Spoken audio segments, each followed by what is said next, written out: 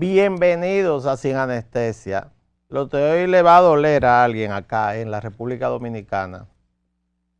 Amanecimos en una emergencia en la capital dominicana y todos sus cruces. La capital dominicana amaneció inundada en la mañana de hoy, bajo los efectos de una vaguada que fue anunciada en el día de ayer, pero que a nadie se le dijo que traía tanta agua. Hablamos de que a las 9 de la mañana, hasta esa hora, en la capital habían caído 438 milímetros de agua. Algo similar a lo que ocurrió hace 2 años en uno de los noviembres trágicos que tuvimos aquí en la ciudad de Santo Domingo. A esa hora de la mañana, mi caso, que es algo muy temprano, pues no había ningún tipo de alerta. Los que tomamos un vehículo o los ciudadanos y ciudadanas que buscaron un transporte público, los que tenían que llevar muy temprano a sus hijos a la escuela, los que llegan temprano a su centro de trabajo, fueron sorprendidos en la calle por una cantidad de agua que paralizó la ciudad absolutamente. Y a las 7 de la mañana, que es la hora pico, donde las personas tradicionalmente llevan a sus hijos a la escuela y también van a sus centros de trabajo y salen a cumplir con sus labores diarias, un día de trabajo como el día de hoy, miércoles, pues las calles estaban llenas de personas, pero la ciudad estaba inundada y no había servicios. Y a esa hora comenzaron las autoridades a reaccionar. Un hueco de información de parte de las autoridades gubernamentales de la República Dominicana. Es más, ustedes buscan en este momento en muchos periódicos de la región, periódicos internacionales que no están vinculados a la República Dominicana en forma directa, y la noticia de la vaguada y las inundaciones está incluso en la primera plana de algunos de ellos. Inundaciones enormes en la República Dominicana, en la capital dominicana. ¿Dónde estaban las autoridades? Dos organismos principales. El COE, el Comité Nacional de Emergencias, que parece que quedó muy cansado después del operativo montado en la Semana Santa, desaparecido totalmente. Es más, la alerta que había para Santo Domingo era alerta verde, la menos peligrosa prácticamente durante todo el aguacero y durante todo lo que son las inundaciones. De eso hablamos. ¿Dónde estaba el general Méndez? Una persona que era tan eficiente en llevar información veraz a los dominicanos, no se apareció, totalmente desaparecido. Mientras luchábamos, muchos de nosotros, para llegar a nuestros trabajos en medio de avenidas absolutamente inundadas. Recién cerca de las 8 de la mañana, el Ministerio de Educación, y esto no tiene la culpa el Ministerio de Educación, porque ellos funcionan en base a ¿qué? A las informaciones que da el COE y el Instituto Dominicano de Meteorología. Todas las alertas para nuestra ciudad eran verdes. Nadie planteó esta alerta roja, porque lo que ocurrió es una gran emergencia donde una cantidad importantísima de hogares quedaron inundados, donde se ha puesto en peligro la vida de muchísima gente, donde incluso el puente flotante que está sobre el río Sama tuvo que ser cerrado por la inundación. Y nunca se dio una alerta roja para los habitantes de la Primada de América. ¿Dónde estaban las autoridades? ¿Estaban dormidas a esa hora? Perfecto, pueden dormir, pero el día anterior, en la noche del día anterior, tenían que haber llamado a una gran alerta a las regiones del país donde podrían resultar ser afectadas a partir de lo que son los pronósticos, porque para eso que sirven los pronósticos. ¿De dónde vino el pronóstico? ¿Cuáles son los equipos que se tienen para determinar la cantidad de lluvia que puede caer en esta ciudad? Estamos enormemente insatisfechos e indignados por lo que ocurrió con esta inundación de hoy en la mañana. Hablamos que recién 8:30, casi 9 de la mañana, el Ministerio de Administración Pública decretó y mandó a que las personas se quedaran en su casa trabajando a distancia. Porque hasta esa hora, y tampoco le tengo que echar la culpa a ese ministerio, no habían recibido la información pertinente, oficial y la advertencia de la cantidad de agua que iba a caer sobre nuestra ciudad. ¿Cuáles son los culpables de esta situación? ¿O van también a comenzar a echarle la culpa a la ciudadanía? La policía, que hizo un excelente trabajo, la DGCET, se presentó en la autopista Duarte a detener el tránsito porque no se podía pasar. O sea, el tronco principal de comunicación de la capital dominicana con el centro del país, con el Cibao, quedó absolutamente cortado. ¿Por qué? Por una enorme inundación. ¿A quién le importa entonces? Porque si la información no es eficaz antes de que ocurra el hecho, entonces estamos todos en peligro permanente en un país, en una región donde las aguas pueden resultar de ese tipo y ya con esta van 3 veces. Ya con este problema van 3 veces. 2023, 2024, 2 noviembre, uno tras otro, 2026 y la tercera es la vencida. ¿No será mejor traer entonces técnicos verdaderos a tratar este tema y que ya están cansados, tanto las personas que manejan lo que es el ahora llamado Instituto de Dermatología, que es lo mismo de antes, pero con un nombre diferente, y el Comité Nacional de Emergencias? Creo que al general Méndez hay que tomarle la palabra. Creo que está cansado. Dijo antes del operativo de Semana Santa de que ese iba a ser su último. Presidente Abinader, tómele la palabra, ya está bueno. Búsquese un técnico joven que tenga deseo de advertirnos de las situaciones que se presentan, y si no tenemos los equipos suficientes, podemos comprarlo y buscarlo. No podemos seguir en esto. La cantidad de daños que ha hecho el agua es directamente proporcional a la cantidad de agua que cayó. 238 milímetros de agua en la ciudad capital. Por aquí anda. O sea, estamos en una situación que, en mi caso, digo, pero por favor, no, ya son 440 milímetros de agua en Santo Domingo. Es la mayor cantidad de agua que ha caído en esta ciudad en menos tiempo. 8 horas de lluvia, 440 milímetros de agua. Y el alerta verde nunca se cambió. Nunca se puso alerta roja. No se anunció a la ciudadanía lo que venía. La mayoría de nosotros nos levantamos, nos cambiamos de ropa, veíamos que estaba lloviendo y salimos a la calle. Los que tenemos vehículos y por lo menos un poco altos pudimos pasar los charcos, pero otros que no tienen vehículos se vieron con paraguas, con los zapatos en la mano, todos mojados porque iban camino a su casa, y los niños en las manos también. ¿Hasta cuándo tendremos que soportar este tipo de situación con funcionarios tan mediáticos que están todo el tiempo de influencers en las redes sociales y hablando, pero no resuelven? El Comité Nacional de Emergencias no funcionó.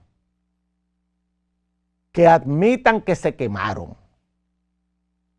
Mientras tanto, esperemos algún tipo de acción del gobierno central y pedir, por supuesto, cuentas a los que son encargados de este tema, Porque al final, en la República Dominicana todo se le achaca a los presidentes de la República, que quede claro. Porque por ahí es que andamos. Mientras tanto, bueno, vamos al exterior. Porque en el día de ayer se produjo un acontecimiento que podía estarse esperando, pero no tan espectacular como ocurrió. Durante todo el día, la prensa internacional y todos estábamos pendientes a lo que estaba ocurriendo en el Medio Oriente. Hablamos de que el presidente Donald Trump en el día de ayer nos inauguró tempranito, que era el día que a las 8 de la noche se vencía el plazo para que Irán, que era el pedido único que tenía el presidente Trump, abriera el estrecho de Hormuz. Ese era el pedido. Todo lo otro no se lleven de muchas cosas que han agregado ahí porque no tiene nada que ver. El pedido es, abra el estrecho de Hormuz, y lo repetía todos los días. Pues ayer planteó que podía desaparecer una civilización. Yo me puse la mano en la cabeza, porque el lenguaje era tan agresivo que no lo podía creer. Y aparte de eso, no iba a desaparecer ninguna civilización. Y usted está hablando, ustedes saben de qué está hablando Donald Trump. ¿A quién le estaba hablando?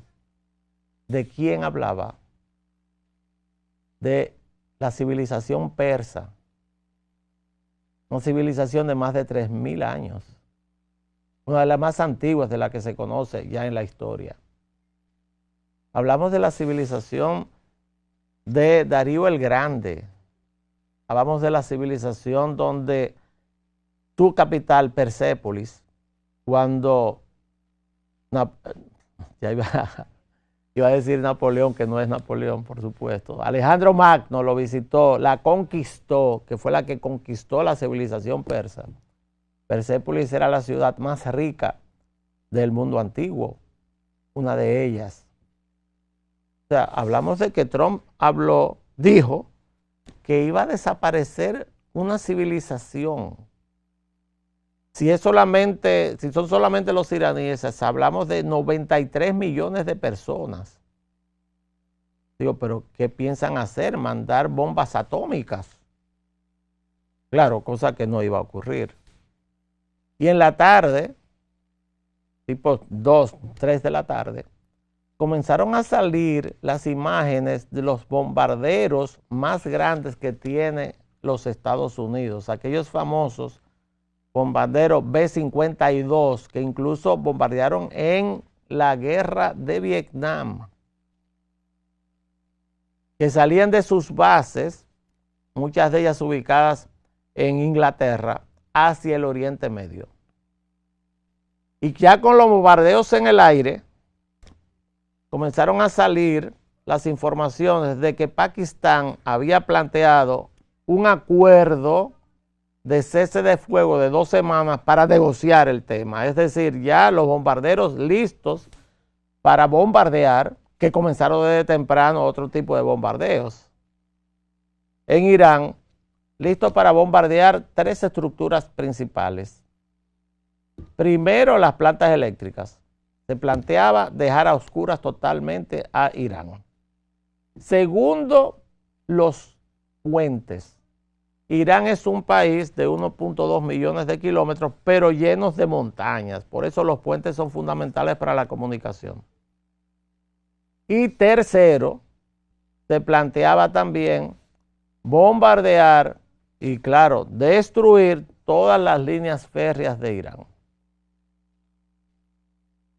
En el día de ayer se detuvieron los trenes porque fueron bombardeados por Israel bastante temprano en la mañana. También comenzaron a bombardear algunas plantas eléctricas, pero era arrasar Irán que estaba planteado. Pakistán, el primer ministro de Pakistán, que es un gobierno autoritario, que es una dictadura militar, que es un país con armas nucleares. Pakistán publicó una propuesta de acuerdo entre Estados Unidos e Israel. Perdón, Estados Unidos e Irán. Y esa propuesta de acuerdo ponía sobre la mesa 2 propuestas que se habían manoseado anteriormente, una de 15 puntos por parte de Irán y una de 10 puntos de parte de Estados Unidos. Entonces eso, el planteamiento era que sirviera como marco para una reunión posterior y esa reunión posterior diera apertura a lo que es una negociación para determinar qué se va a hacer con todos los temas que está pidiendo los Estados Unidos y por los cuales comenzó la guerra. Los temas son tres principalmente. En primer lugar, la desnuclearización de Irán. Es decir, que todo lo que es su programa de construcción de bombas nucleares se ha detenido. Ese es un punto que en la mañana de hoy el presidente Trump lo ratificó, que es innegociable detener el tema de que Irán construye una bomba nuclear. El segundo tema y segundo punto es que Irán detenga la construcción masiva de misiles.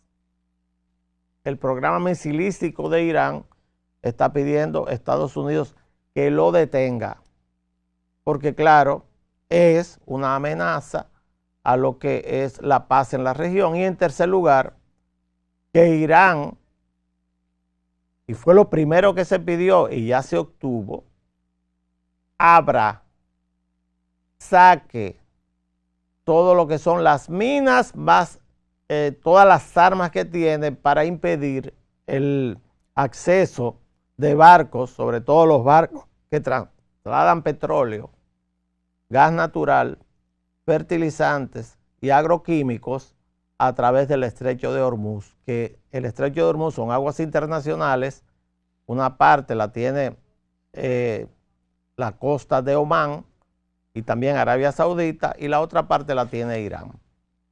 Eran tres puntos básicos, más una cantidad de situaciones que se dan alrededor de la relación entre estos países. No hay duda de que al aceptar sentarse a negociar, y las negociaciones van a comenzar el próximo sábado en Pakistán, el presidente Trump ya nombró a J.D. Vance, su vicepresidente, para que represente a los Estados Unidos en esta negociación, que es uno de los halcones más duros que tiene los Estados Unidos, Todos sabemos y conocemos las posiciones de J.D. Vance. Este vicepresidente viene de la área más dura de los MAGA, del Make America Great Again, o sea que el movimiento MAGA está representado ahí. Y no hay dudas de que esto abrió entonces el espacio para esa tregua de 2 semanas. ¿Qué pasa con Israel, que es el otro actor importante de estas conversaciones? Fue incluido en este acuerdo, pero el acuerdo no incluye aparentemente la guerra que tiene Israel con Hezbollah, que en el día de hoy, pues, montó una gran ofensiva para intentar, nos imaginamos, terminar lo que es su objetivo en esto, que es crear una nueva zona mucho más cercana a Beirut, es decir, dentro de lo que es el territorio del Líbano, que sirva de colchón para evitar los continuos actos terroristas de Hezbollah en contra del Estado judío. ¿Qué va a pasar aquí? No lo sabemos. Lo que creo y estoy sumamente convencido es que la guerra no va a estallar otra vez. No le conviene a Estados Unidos porque el presidente Trump tiene una guerra muy impopular dentro de los Estados Unidos. La popularidad del presidente Trump ha bajado enormemente con esta guerra. Lo segundo es que si volvemos otra vez al tema de la guerra, bueno, la inestabilidad en los precios de petróleo va a provocar inmediatamente una subida de nuevo. El petróleo ha bajado 25% de un día tras otro porque el problema era la guerra. Entonces, tiene que buscar estabilizar los precios del petróleo de modo que se estabilicen a su vez los precios de los combustibles en los Estados Unidos, que han subido alrededor de un 50% en solamente 6 semanas. Así que es muy poco probable que se lleve otra vez a ese escenario. y también los mercados que reaccionaron inmediatamente en forma muy positiva ante la detención de la guerra. ¿Quién gana con esta tregua? Todos. Irán gana en un punto importante para ellos, que el objetivo principal, o uno de los objetivos principales de Estados Unidos en ir a la guerra, no lo logró, que es la sustitución del régimen. El régimen de los ayatolas, hay muchos observadores que dicen se va a poner más duro todavía, porque los que han quedado gobernando Irán es el grupo más radical, es de la Guardia Revolucionaria. El ejército iraní no ha participado casi de la guerra. Todo ha estado en manos de la Guardia Revolucionaria y podría haber un problema interno en Irán. ¿Qué ha ganado Estados Unidos con esto? Detuvo lo que ha sido el programa nuclear de Irán, que es el centro del problema. Aparte de esto, tanto Israel como Estados Unidos destruyeron prácticamente toda la marina iraní, toda la aviación iraní y una gran parte de lo que son las estructuras militares de Irán. Y ahí gana Estados Unidos y sobre todo gana Israel.